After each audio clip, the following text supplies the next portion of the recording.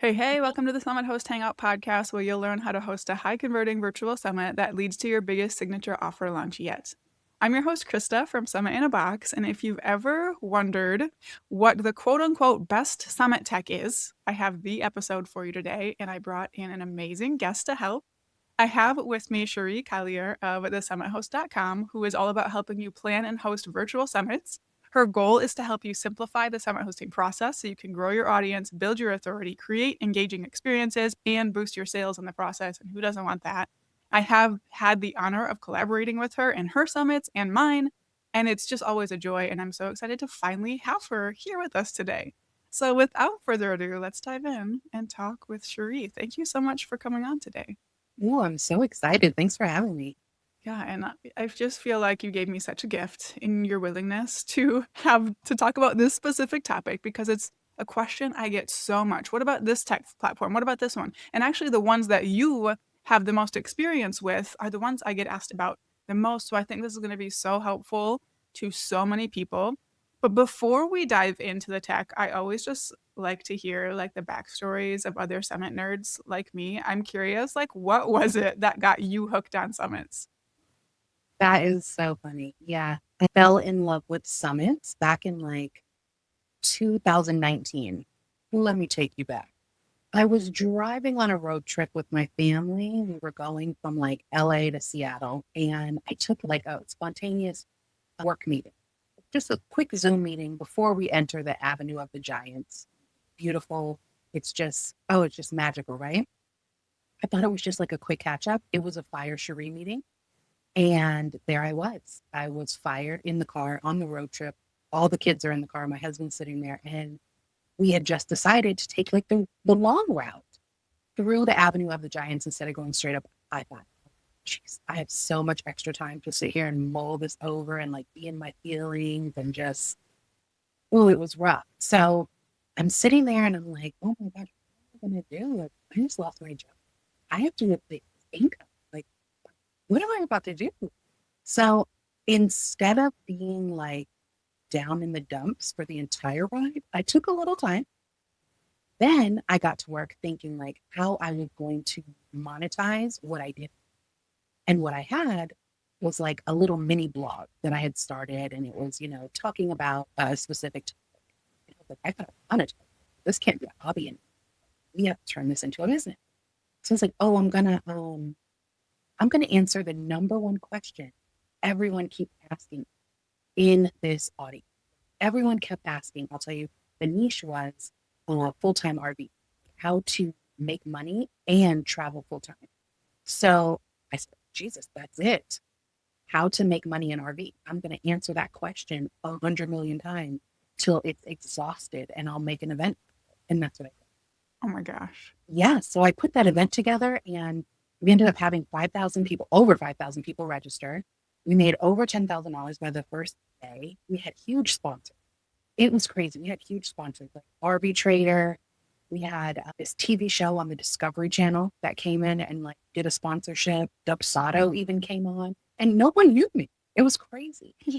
And then it was just like we had hundreds of people tuning in for these sessions that were ordered. And I was like, geez, this is the power of virtual event, bringing people together, building community, like answering a question, helping them over a hurdle. And from then on, I was. Yeah, I can see why. I love that story. I actually didn't know that story. Oh, I actually love to talk about it because it was humiliating, but Yeah. it did start me down this path. So I have to be thankful. Yeah, we do good things out of desperation sometimes. And that was Right? good. That was awesome. Thank you. Oh my gosh.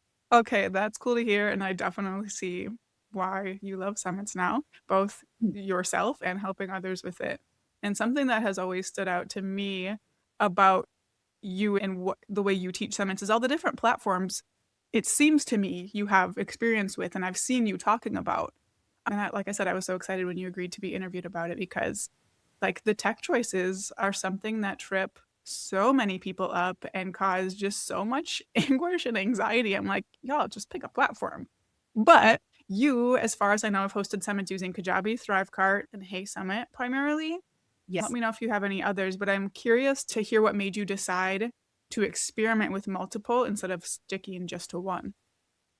You know what? I am not a one size fits all type of person in any stretch of the meaning of that little phrase or whatever. Like, I love variety. Like, I don't think one thing fits anyone or one thing will fit you for the entirety of your life. So I can never just pick one thing. So, I I just believe that people should use what they have or use what feels right for that moment in time. So, I plan a lot of events for different people as well as for myself. And people come to me at different starting points. Some are already using Kajabi, so it makes sense for them to continue down that path. We're not going to set up a whole new website over here if you already have this all in one platform. Some, are already on Thrivecart, or they just want something that they're not going to have to continuously pay a reoccurring subscription price for. So that was an easy sell for them. Like, okay, I can use Thrivecart. And then some want all the bells and whistles and they want everything. They want the whole kit and caboodle. They want, affiliate tracking. They want speaker dashboards. They want chat boxes. And we do our thing on HeySummit. So, I tend to meet people where they are. And for my own events, I just kind of come from the same mindset and I use what feels best for the long-term goal of that project. So each one is individual. I love that take. That makes so much sense. And that's interesting what you said about HeySummit. So I last looked at HeySummit when they were like first a thing. So this was, I don't even know how many years ago, so many. And I looked, and one of my friends tried using it and jumped ship really early on. And I was like, this isn't it. But from what you just said, it sounds like they have up leveled a lot, perhaps.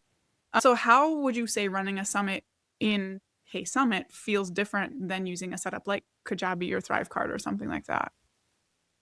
Well, okay. One thing I love about HeySummit that I just don't know that you're going to find elsewhere is the fact that and this has happened so many times, like so many of the features you're going to see on HeySummit have come from Sharee because they will build it. If, Ooh. so when I first started, my very first event was one of their first events. They were building it as we were going. And it was like a real like back and forth kind of situation.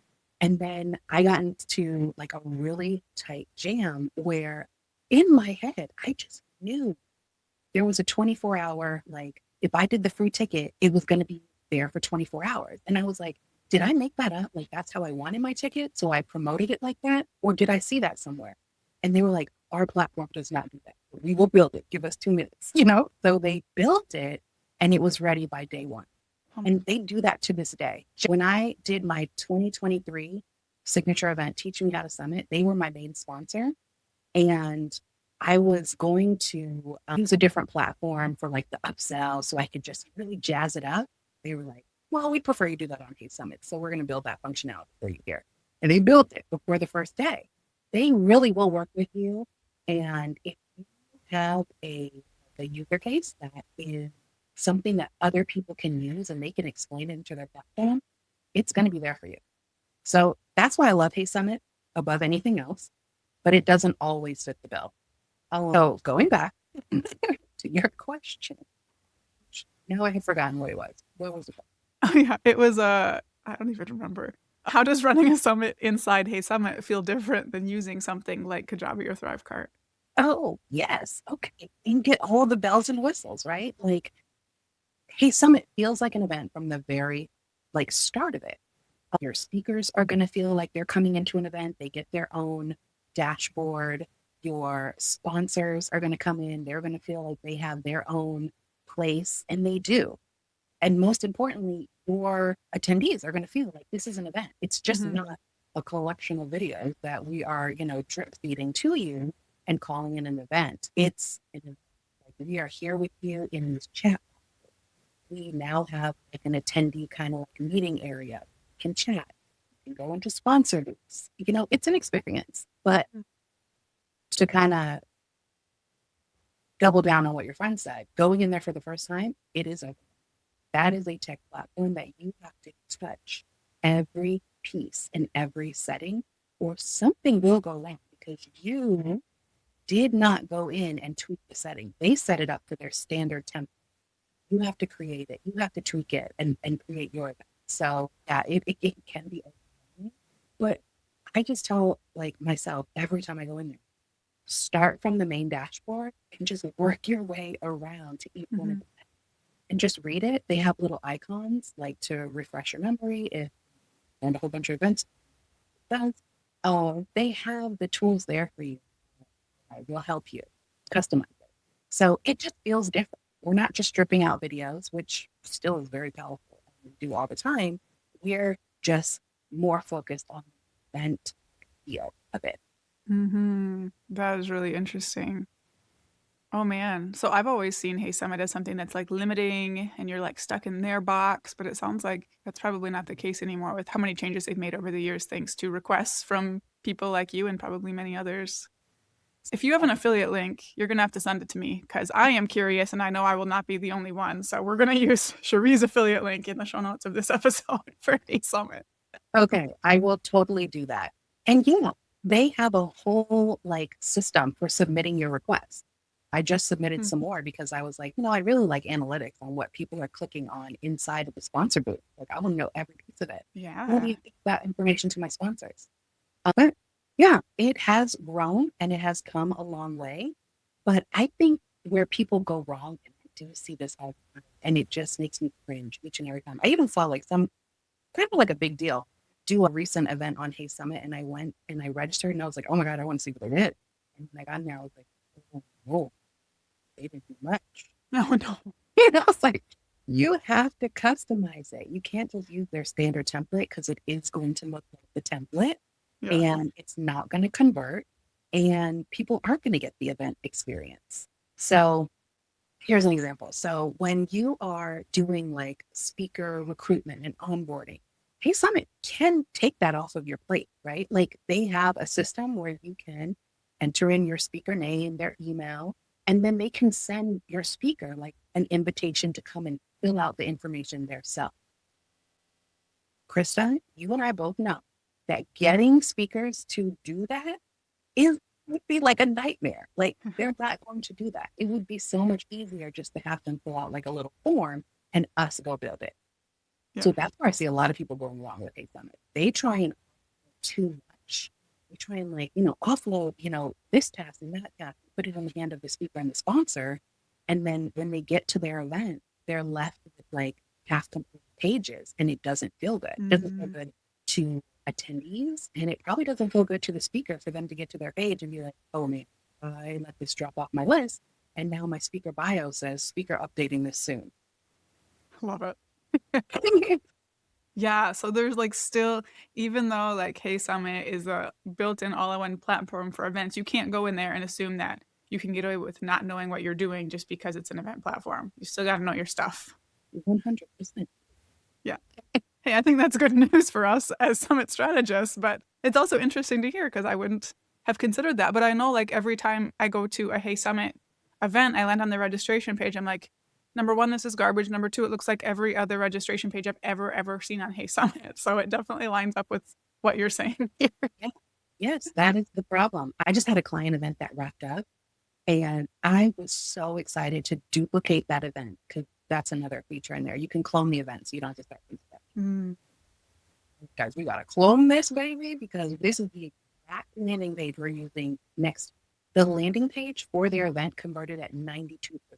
I was like, this is amazing. Like, Nobody touch anything. Do not touch it. This is the model. Yes. Oh my gosh. So it's all about what you do with it. Like you can't expect just to log in, toss in your videos, toss in your speakers and call it a day. There is still strategy. There is still planning. There is still branding. It has to go into the event. It's going to fall flat. And there's just not going to be anyone to blame. Mm-hmm. They didn't do due diligence. Didn't do the work. Mm-hmm. Okay. That is so interesting. Like I've learned so much already. Thank you. Everyone's just like in on our little chat session, I feel like, here of you teaching me about HeySummit. So I really appreciate this. I also love what you said about being able to duplicate the events, because I think that's one of the most powerful things people can do with the summit. Do it once, figure out the kinks, fix it next time, and then rinse and repeat. Duplicate everything you did, make it a little better next time. And it sounds like that is easy in there. Would you say HeySummit is the best platform for that kind of thing? I feel like it's pretty easy even in Kajabi, but it's not like a one-click duplicate situation. Yeah, okay. So it is a one-click duplicate, right? Like you can clone the event inside of HeySummit, and you're going to have all your sessions from last year, and they're linked to whatever video you link them to, all that good stuff. You're still going to have to go in there and tweak the copy. You're going to have to make some updates. It's a one-click clone, but it's not a one-click new event. Like you still have work to do, but I love it because now inside of our all access pass, we can easily offer all the videos from last year, So I love that. Yeah. Okay. Okay. This is handy. So now I'm like, okay, is Sharee's opinion that HeySummit is the best platform for summits? Would you say that there is one, or is that like the wrong question that people are always asking? I think that's the wrong question that people are asking. The right question would probably be, which is the best event for me, and this event. Because I always tell people, start where you are. So if I have HeySummit, which honestly, guys, they had done recently like a lifetime deal, and I was shouting it from the top to anyone on our email list. I was like, guys, they don't do this often, and they just did it. And this is going to be one of those things that you want in your pocket. Get it. So if you bought HeySummit, then use HeySummit. But if you have Thrivecart, then we can. And if you have Kajabi, paying all of that money, which we need to be using Kajabi. Straight up. We need to be using Kajabi. That's just what it boils down to. There is no like best. There are some really great tools, but if you know strategy and structure behind how to do a virtual summit, most people are not there for like the bells and whistles. They're there for the promise, that goal that you're helping them reach. So let's focus on more than, picking some crazy theme and, trying to build this brand around this like Disney or Pixar theme. And you're like, go. Like, let's make sure we have a like really like dialed in list of sessions that are going to teach this person how to accomplish the whole reason that they register. Yeah. What are we helping them do? Because if we don't have those sessions to get them from point A to point B, we really have much to. We do not. Doesn't matter how fancy your tech is if you don't have that. It doesn't. And I can get lost in the tech. I can get lost in branding, like fine tuning. For sure. But that's after everything else is done. Those are like nice things, like making things pretty. It does need to be pretty to a certain extent, but it actually needs to work and deliver. Yeah, people place so much weight on that, and that's not the thing that's going to get you the results. The page that I was just telling you about that converted at 92%, I do not even think that was like a pretty page. It just spoke to the user. Yeah. They knew that they needed to register. Yeah. I would not say that was my prettiest pages that I've ever done. I don't even necessarily like the post. That's like good news and also painful at the same time, I feel like. But it's not for me. I am 100% not the person they were trying to reach. Yeah. So it's very interesting. I feel like we've pointed out a couple of things already, like even just in that conversation, but are there any other mistakes you see people making when they're choosing their summit tech other than what we've already touched on? I think overbuilding, overcomplicating. Like if you're going to pick Thrivecart or Kajabi, I would hope you are already on Kajabi. That's one that is not like hey, let me just pick up, some templates and pop up a Kajabi virtual summit site. No, Kajabi virtual summits are for Kajabi people. I would never recommend anyone just pop up a summit on Kajabi. It's so much to learn. That's a big learning. Thrivecart, less of a learning. You can pop up a summit on Thrivecart and be okay, but there is still a learning curve. And I think we have to take that into consideration. Like, let's make a list of the things we need to accomplish. What is the, okay, what do we need for the virtual summit? Is it audio? Is it video? You know, where are we hosting this content? What tools do we currently have? Think like an inventory. And then move from there and see like where we are in the gaps. Because I don't think branding a virtual summit, learning new tech, trying to, some of us, build the funnel for the back end of the virtual summit, trying to do all those things at one time is like aging. You're aging fast because it's a lot of work. So I always tell people, use what you have, start where you are. Yes. And then like get that first one going.